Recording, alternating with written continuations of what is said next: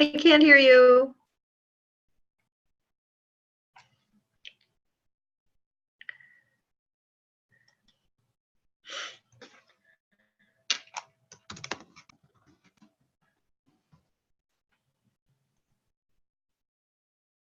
Uh-oh. Now we're in it. And now we're official. Now we're in it. So let's make things really boring. Welcome to the collaborative. Well, way to tee it up. So thank you for joining us. It's the Collaborative Culture Call, and we're going to start off. We've got a couple of people on the call, and what we'll do as we kind of popcorn around and say hello, Eric has put in a question. So before we get to that, let me just give a little backstory. This is a new iteration of the meetup calls around the goals. And whether you've been to the ESHIP Summit or not been to the ESHIP Summit, these are just monthly meetups focusing on goals. And what we're going to do is have a little content where we discuss a topic, a subject, or have a speaker. A couple of calls, they've had people who have chimed in and told about some of the work that they've done or some things that are going on that are centered around the goals or that specific goal. So this is goal 2, collaborative culture. And any suggestions you have for facilitators or curated content, please feel free to chime up. So Eric's posed question of the day is, what is your favorite season and why? So what we're going to do is we're going to pick a person and then they can answer and we'll popcorn that way.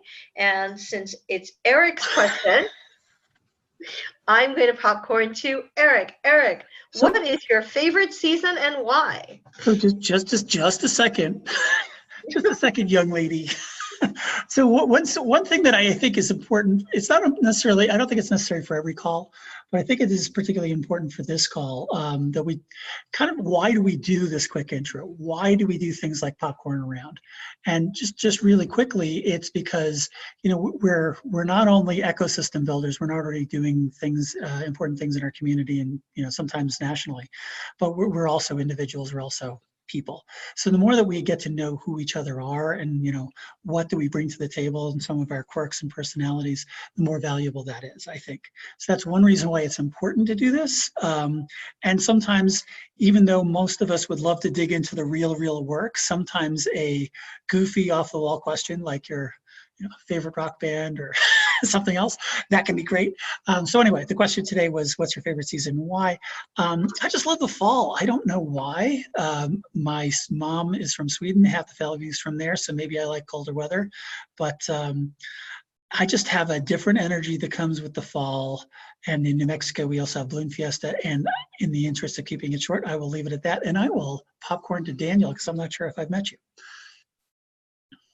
Hey everyone, Daniel from Pittsburgh.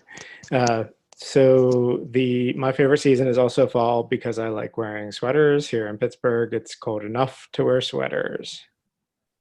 And I will popcorn to the sun.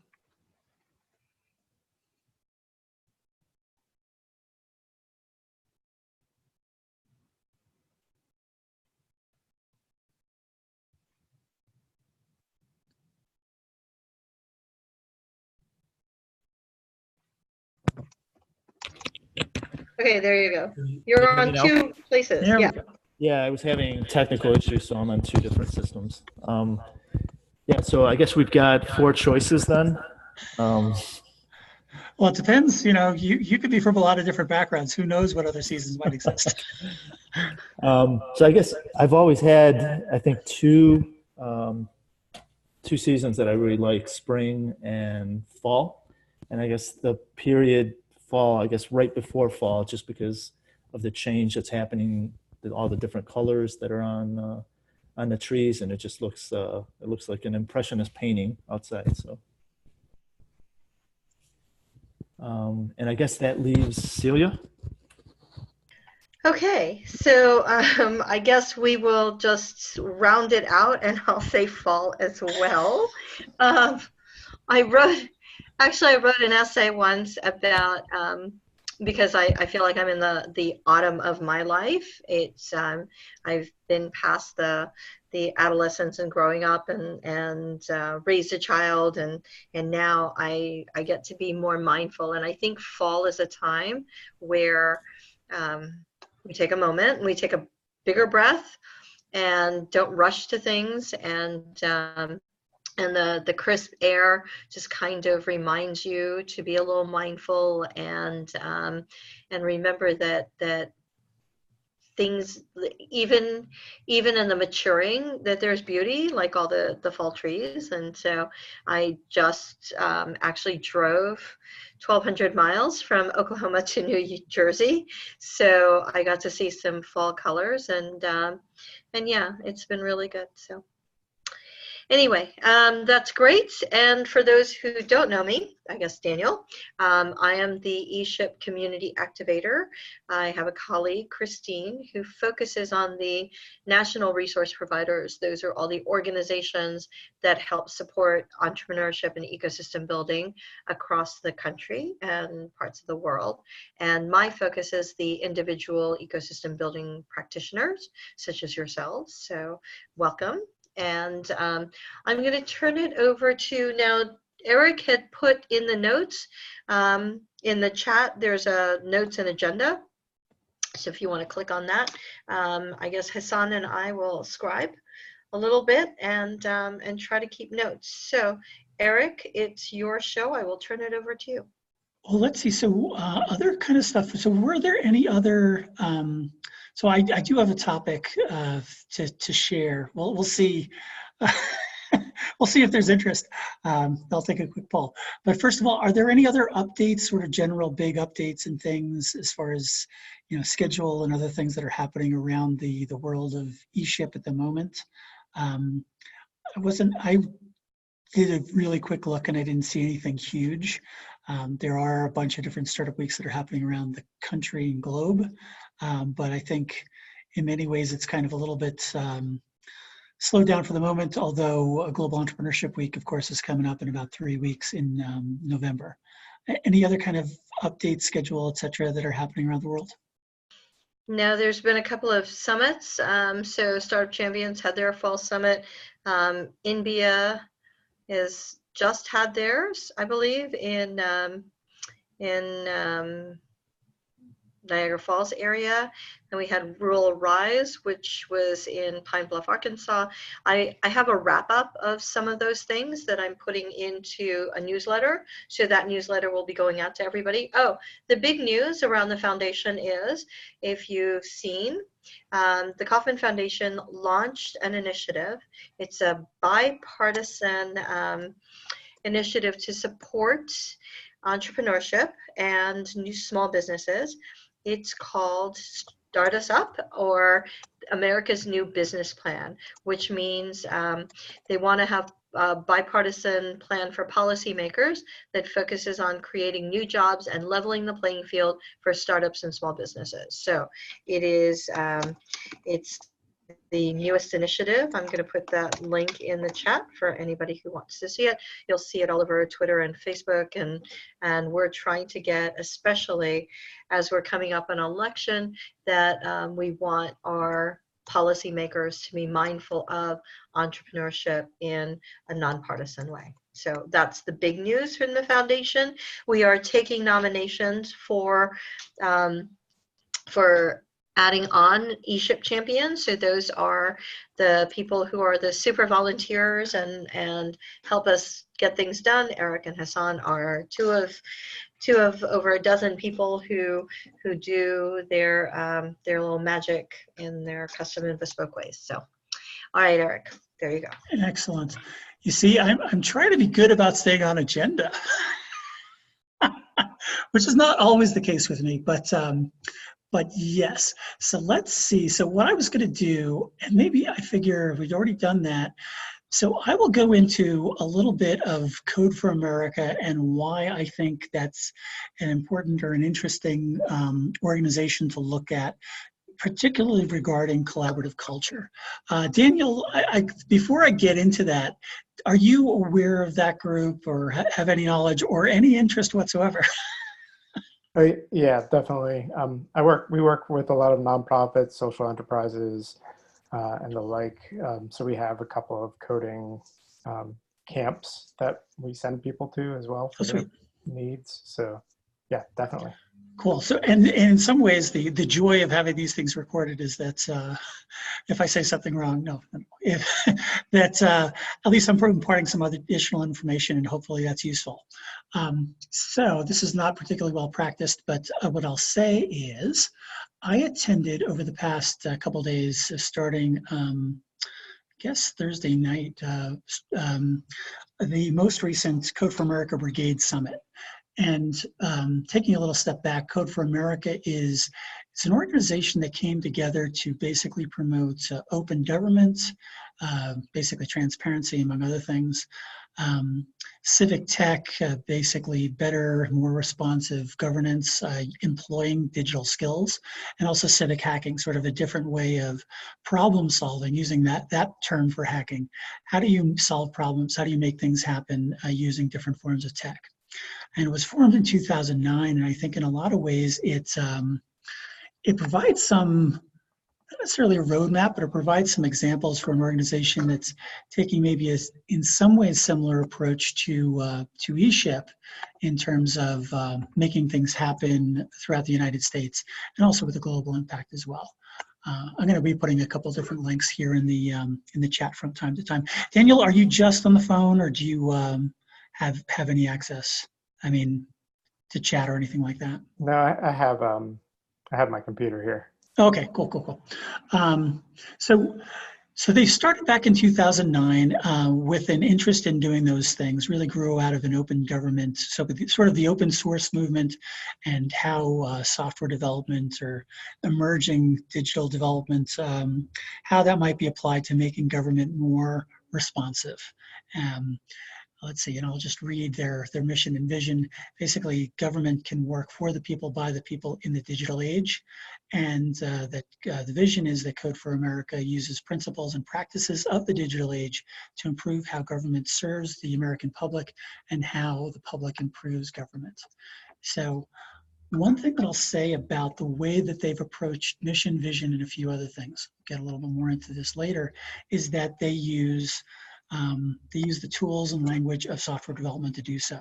So just about everything that they do ends up going through a collaborative practice that involves designers, it involves other stakeholders, it involves engineers, and it's all taking place in a pretty transparent way, typically on GitHub, although some other documents are taking place on, I think, Discourse and in Google Docs.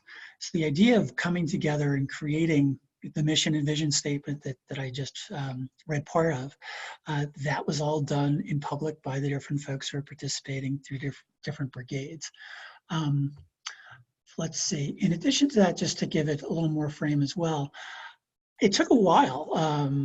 I was around kind of toward the very beginning and started some of the conversations here in New Mexico around this, but I haven't been all that directly involved since about 2010, give or take, until recently when I got involved again.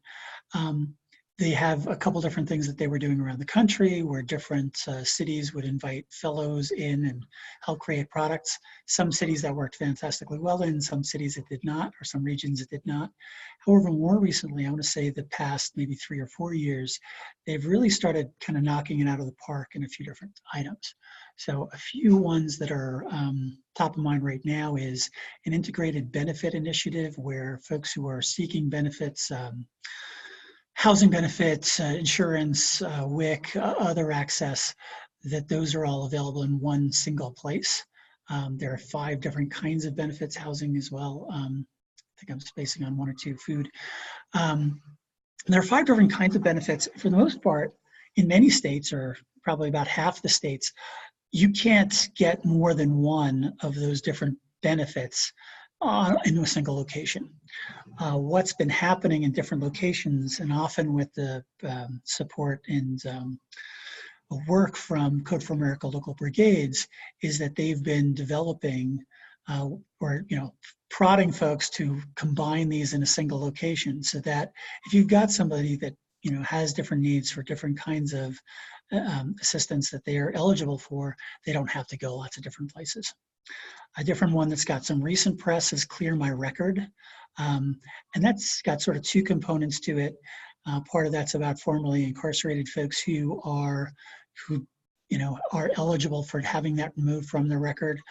One way that that's happening, say in California, is that once they made marijuana use legal, the folks who had misdemeanors, or many of the folks that had misdemeanors around marijuana use, they were eligible for having that removed from their record. But that means that they're eligible for jobs. It means that they're eligible for a lot of different things that they might have been held back from in the past. But a lot of people, how would you know that you needed to do these things? So they actually did something that automatically kind of took court documents, went through there, and helped apply for folks to have those records removed. There's other work, Get Cal Fresh. Some of these, since they're based in California, and since California is in some ways, it's forward-leaning in some ways, but it's also one of the most complex government environments around the country. They model a fair number of things there so that they can be replicated elsewhere. In addition to the ones that are kind of directed or started by Code for America and the different brigades, and I'll get into that in a second, there's a number of other initiatives that are happening around the country that are doing quite well, that have been inspired or supported by Code for America. One is this new Columbus Smart Hub that I learned about the other day, which is basically gathering all of the open source resource tools for these kinds of open gov and civic tech initiatives. They won a federal grant, and they've made a bunch of progress, great folks, and they're doing things that many of the things that are on the list were very similar to what I remember in different ESHIP goal projects. So for instance, where's their list of all the different open initiatives and what's their status? Where are all of these other kinds of resources? If we, different brigades and different organizations around the country are doing different kinds of training, where's the resource hub for that? So they have done a good bunch of that related to this civic tech open gov kind of work. And that is now becoming, it's still kind of in the early stages in Columbus, and they're now getting it out to other brigades and other people around the country. I have talked a bunch about a thing called brigades. So I'll say one thing that frankly, I'll say I find inspiring about Code for America is they're really, well, pretty geeky about both software technology and also the way that the United States of America was founded. So they really go back and they look at the founding documents, Declaration of Independence, Articles of Confederation, etc., and Federalist Papers, and they look at that as sort of the source code for the United States of America. And using that as the driving document and the intent, or the words at least that were expressed at that time, how do we get closer to what was expressed there so that we can make this really useful government for everyone? So one of the things that they did, so when they wanted to look for groups that could be activated in different communities around the country, they went with this idea of brigades. Sort of these local militia that were created to get together around, and not necessarily to protect folks from armed insurrection or etc., but to get together to create good in their communities. And that's one reason why when the brigades all come together, it's called a Congress. So we don't, in the United States, we don't always use Congress in that, that early form. It's more, the Congress of the United States, et cetera. But Congress is just to bring people together for a purpose. And that's what they do. So we came together for a few days to talk about some of the different things that happened, that different organizations have been doing around the country. The reason why I thought it would be interesting to talk about Code for America is, especially in regard to Goal 2, is that there's some different aspects of the way that software groups, especially open source software groups, come together that I think are really useful for us to think about when we're thinking about growing this as a field, but also having work that happens in different communities. So let's see. While, for us in the entrepreneurial world, sometimes, I think we in general lean towards, or most of the people that participate in the ESHIP related discussions lean towards, working with networks and collaboration. But it's not absolutely necessary that we take that approach to do the work we need to do. A lot of support for individual entrepreneurs and different programs in our communities, a lot of that can be done one-on-one. So we don't necessarily need to work together in order to make that happen. But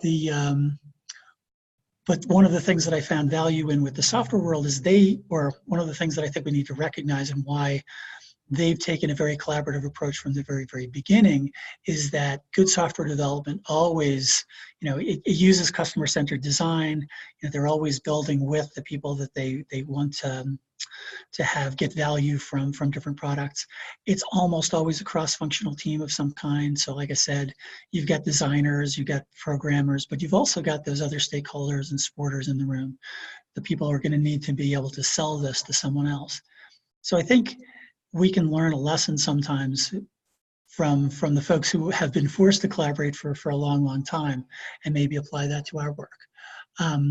Some of the different tools that Code for America typically uses and these brigades use are hackathons, unconferences, and those are mostly at the local level. And also they do these large-scale collaborative projects. The biggest one is, or the biggest platform for that is a thing called National Day of Civic Hacking, which happened just about a month or so ago. When basically what they do is they put a call out across the country, and they've got maybe a couple of different themes or big goals, and they ask different folks who are working, if they're not working on, a project that's more particular to their community, that they work together on something big. So for instance, the most recent one, like I said, just like a month and a half ago, was I think twofold. One was about incarceration, former incarcerated folks, but also they were looking to help prepare for the 2020 census. So they're always looking for ways for the people who are doing the software development, that are involved in this code world, that they can apply those skills for something that's valuable to the wider country. Might be one or two other things to share. So let's see, the last thing that I'll mention as far as this group is that, and I'm not sure that I will ascribe a reason why, but they have been very, very good about code of conduct kind of work. Some of that's out of San Francisco. They're just a lot more conscious and typically about all of the many different kinds of people that come to the table. And I think that's been something valuable for them because they model it very well.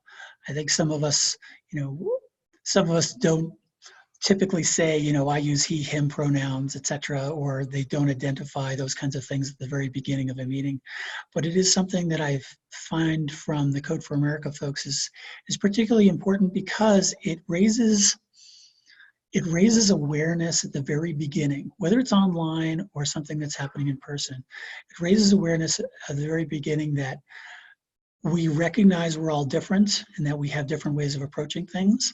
And then we need to be very respectful and conscious of that from others, so that if we do a better job of identifying who we are as individuals, that we can encourage and embrace the folks who are bringing other talents, skills, etc., and experiences to the table. This has been a pretty random walkthrough of some of the background of Code for America and what they're doing with brigades, but I'd be interested in seeing if there's a thing or two that we're having trouble with in the ESHIP world where we might be able to borrow something that's been learned or done in this other arena.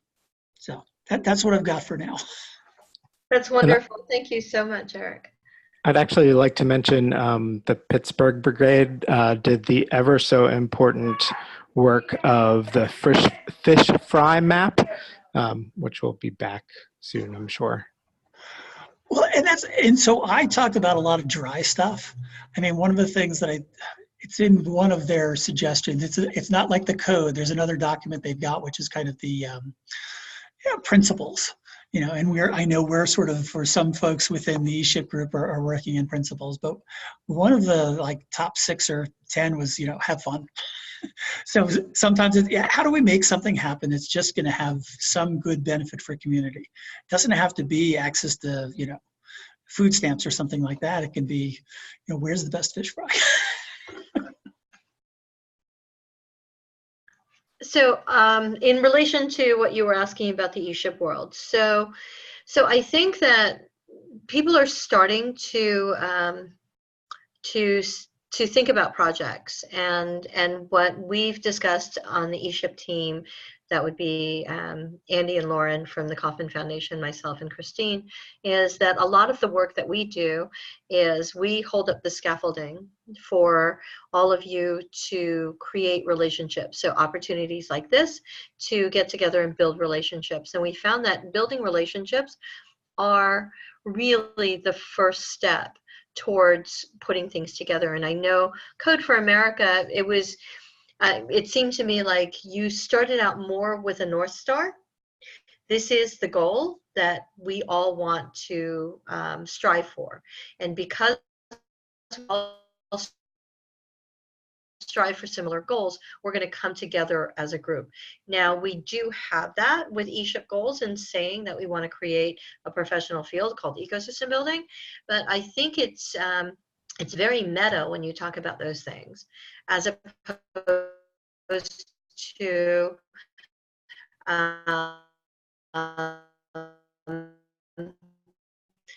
out is what is the balance, right? So Daniel, you were talking about the fish fry map. Like somebody said, oh, we need a fish fry map, and so you got a bunch of people interested in doing that and put that together. I think that we're trying to do that with some of the project teams, but what we've realized as a team is that we can only foster up to coordination and alignment, and then the collaboration, your experience, and Daniel too, in your experience around Code for America, is it that it's the North Star has to be a little more tangible or a little easier to get to? Is it that we need to be more specific about projects and what needs to be done, as opposed to here's a project idea, go? So that's a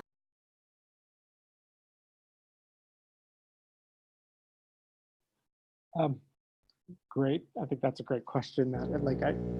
Based on, so one of the things that we do, again, we help a lot of projects as well. It all depends on the specific project and the goal almost, even with the ESHIP goals. I think it depends on which goal you're using of how you would actually design. We use a lot of also some tech backgrounds to go through our projects. We recently added Agile to that. I'm now certified in Agile as a framework to just do that cross collaboration, teams, and involving the stakeholders. And, it's human-centered design, as Eric said. So I think it just depends.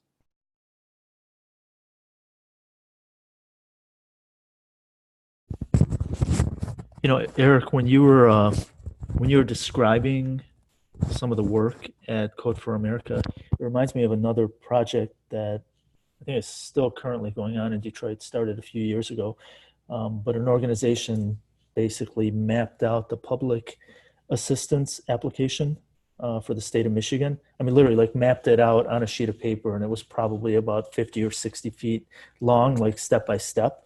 And the whole idea was to basically simplify that whole application and make it into a mobile solution, so that when you go from one organization to the next, you're not filling out a brand new application for public assistance. You have one application that the state uses, and then that additional benefit that you're applying for, wherever you go within the system, is just an additional small piece of that application that you've already filled out, so it transfers from one organization to the next.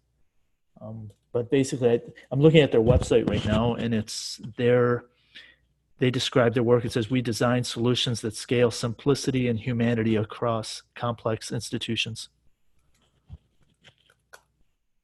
That's good stuff. I don't know if I know those folks particularly. When I was involved maybe 5-6 years ago, I ended up meeting a few of the folks who are from the Code for America Brigade in Detroit. Impressive folks, and I think, let's see, 2 of them had moved back to town, and 2 of them were, from there and stayed. So it was just, it was one of those things that, good spirit and making good things happen. Yeah.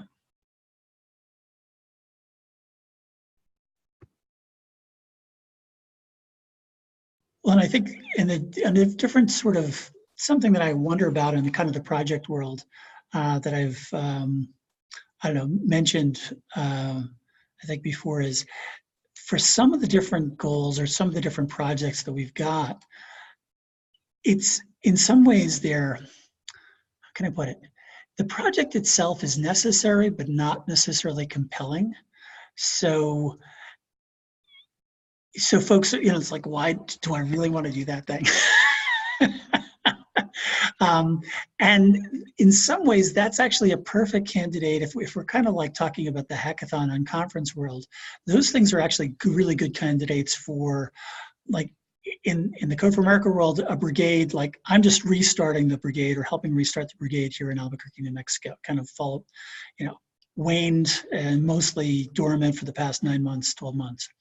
One of the things that you end up doing with these brigades, or when you're just kind of forming a team, is sometimes you're working on capacity building projects. You're working on something just to kind of see, how does the team work? I don't want to build my best, dream app right now with a team that we don't even know who's going to be together, in 2-3 months. We kind of need to build those relationships and see how each other work as a team. And we need to start getting some credibility under our belt, so that if I do want to talk to city government or state government or whoever, if I want to talk to somebody, I want to be able to show that I've got some kind of track record of achievement.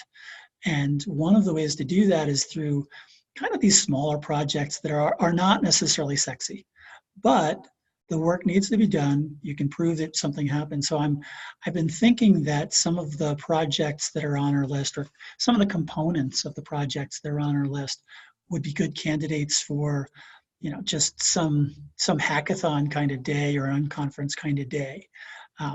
So I think if you give like 3 months, 2.5 months lead time, we could probably come up with something that would work out pretty well, and maybe have a couple different sites do that.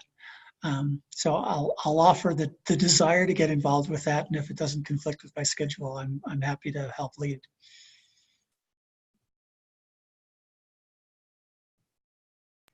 I think that's the challenge also, is because we don't have, so there are 2 things that we're missing. It's the end result or the end goal. So like a fish fry map, because it's up on here on the chat, is a tangible thing. There's like a beginning, a middle, and an end. And the end is like, ta-da, here's the results. And as we're working towards that, the elephant in the room is also the funding, right? So those are things that the foundation's still trying to work out. There hasn't been something around participatory funding that's been done, like, ever. So this is something new, and we are the first pancake. So it's really hard to think about, well, how do you do this thing, because there's no roadmap. So I think that it is also easier when you have things like a roadmap. The GitHub part is great because you have a platform that everybody can get on, and we're working on things around that. And as soon as it's ready for sharing, we're able to. It's not that we don't want to be visible. We just have to make sure that all the ducks are in a row and do all of that. So I appreciate the analogy with code, and I think there's a lot of lessons that we can learn. And but you had an entity, is that right? So there was an entity. People in the government said, this is a thing that needs to happen, and empowered the people, the people around to kind of make that happen. And so what can we think about from the structures that came from this to be able to align that structure? Because like I said, you know, Christina and I hold up the messy middle. It's the stuff that comes from top down and on high, and people with resources and such, and then all the grassroots stuff underneath. And you know, grassroots needs some scaffolding, top down needs directions for it to go that'll flow. So we are right now the messy middle. Hey, Eric. So was the idea, did the brigades or the groups that worked on solutions, did that happen during the weekend, or was it just like big picture stuff during the weekend and then they go off on their own and work on stuff, or was it all happening right there while the group was together during the weekend? So this was not a working weekend for the brigades. It wasn't like we all came together to hack on something, which, you know, would not be completely, you know, out of the ordinary. A little history on that. So there had been sort of a handful, maybe 3 or 4 different civic tech entities of some size or some capability that had been happening around the country as this thing came together good 10 or so years ago. So some of these different organizations that showed up this past weekend, they've been around from before Code for America existed. So there've been, you know, I think in some ways similar to ecosystem building or similar to startup community building. Folks in a local environment, they recognize that there's a problem, they want to start working together, and they do to solve those local problems. I think what was different, maybe in some ways similar, but in a lot of ways different, is that they got sort of support backing. I'm not totally clear on this, but they got some sort of support and backing from a few kind of key entities in the tech world. It wasn't from government. I think a few different folks in government around the country, certainly not federal government, but a few different folks in government around the country recognize that this would be good, and you know, we're working with people like this. But it was really some of the companies that were champions of open source and just general, you know, building the tech world in general. So you had O'Reilly Media, Tim O'Reilly, big open source advocate, publisher, etc., key champion. He's on the board. In addition to that, I want to say Google funded some good stuff, especially toward the very beginning. So you had money backing it without necessarily that clear vision of where they wanted to go. Good and bad of that is I think that led to a well-funded organization still searching for where it wanted to go versus let's focus on what we really, really want to do, and then we'll go find funding. So neither of those models works that, neither of those models is easy. But you know, they both have, I guess, different strengths and some different weaknesses.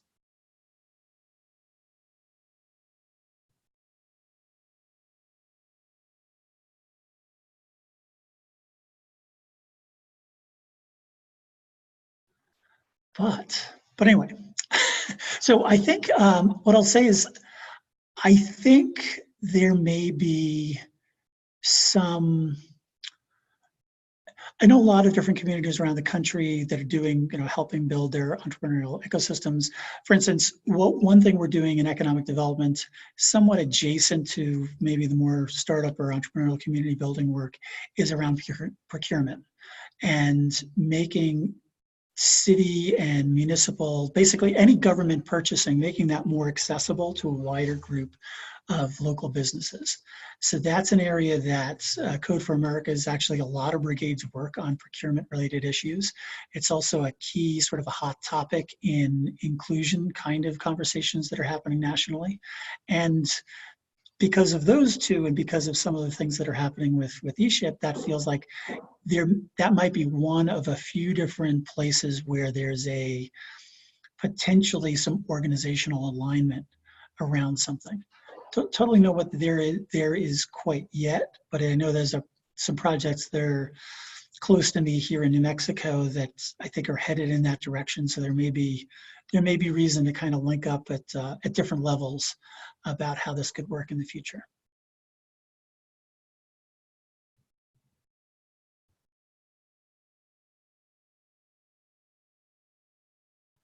Great. I think we want to make sure that we touch on some of the project teams and what may be being done around them. So, do you want to share that? If there is anything to share. I will unmute myself. I do not have any, so I don't have any strong updates. The one that I've been closest to, I think I'll just say, I know Jackie was also interested. Jackie, let's see, Tiffany and I and a couple other folks have been working a little bit on the regional ESHIP. Right now, I think, at least with Jackie and I, both of us got different jobs more recently that I think just in terms of time availability has made that a little more difficult. Also, there's some chance that Forward Cities, who I'm part of, we're interested as an organization in being involved in regional ESHIP in some way. Don't quite know what that is. So I'm not really the right person to help lead and organize that unless I'm sort of tied to the organization. So I don't want to get, my hats or my allegiances. I want to be totally transparent about that. So I think that's one reason why at least I haven't been as involved with the regional ESHIP piece. But I've reached out a couple times to folks about the other, and reached out to everyone who's on those canvases, but I heard crickets. So I am not aware of anyone who really wants to dive into that conversation right now. And that's one reason why I'm interested in seeing if there's more of the low-hanging fruit, small potatoes, whatever kind of versions of projects to start doing a little bit of work on so we can show some forward momentum there. Yeah, I think the regional ESHIP. So Karen Christielis over in Topeka is planning a regional ESHIP, or just a citywide ESHIP summit, like a mini ESHIP. The challenge is, just so it's out there, the challenge around using the name ESHIP is challenging, because that's kind of a Kaufman brand. But if you wanted to put together a regional convening using the ESHIP framework, I think you're more than welcome to. So those are things to keep in mind.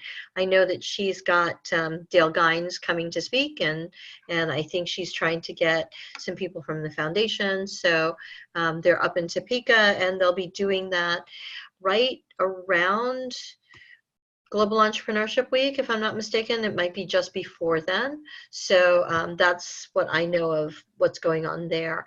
And then anybody else who's, go ahead. Yeah, so wanted to ask a question on that. So, because I know that there are, and we were talking about doing something like similar in New Mexico, I think Arkansas. So there's a handful of us all doing that. And I know those of us who are working on that particular project, one of the first things we recognize is this is a real branding thing where Kaufman's got a huge say in this, and the ESHIP brand brings a lot to the table. So we wanted to be very, very sensitive to that.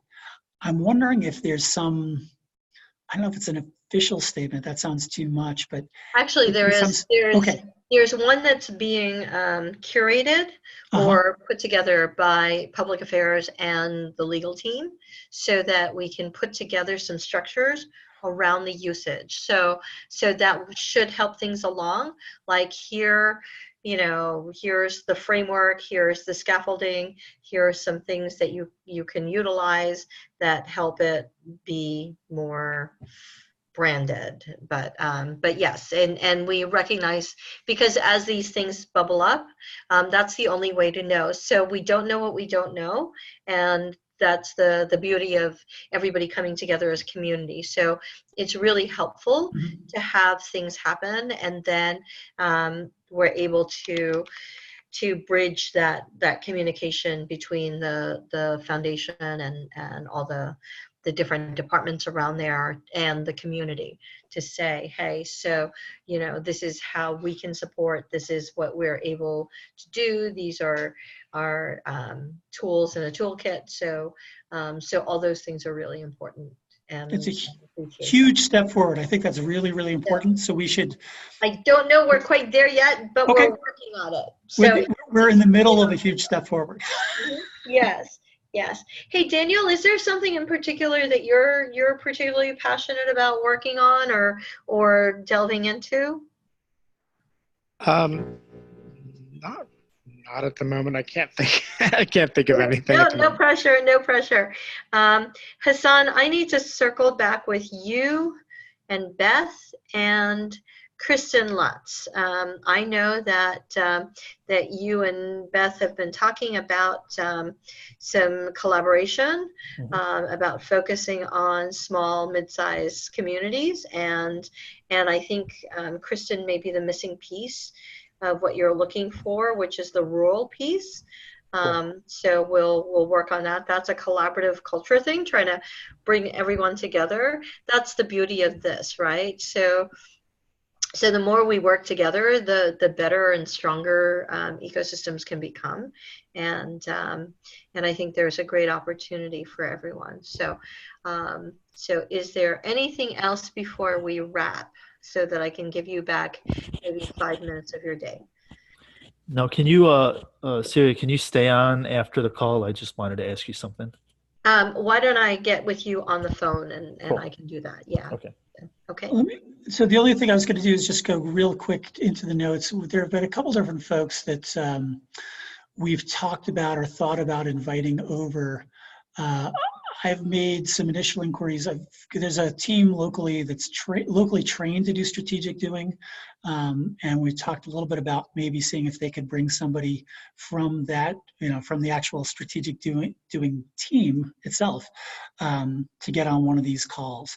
In addition to that, like the idea of getting some information from Techstars about how they approached, making Startup Week, Startup Weekend, making those things into platforms that other folks could use, because that's really, really helpful.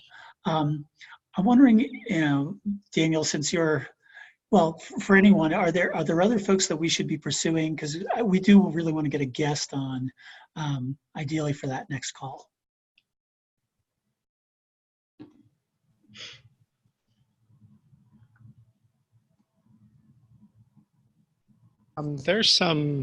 There's a collective impact forum. I don't know who would be a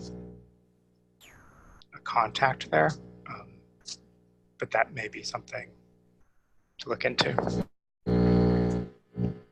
So I think I know Andy was thinking about trying to get Ed Morrison and his team somewhere too. So around strategic doing, but I can also reach out to Steven. Steven's working on some stuff around GEW for DC, and I should be on a call with him sometime this week, so I can ask him what his availability is.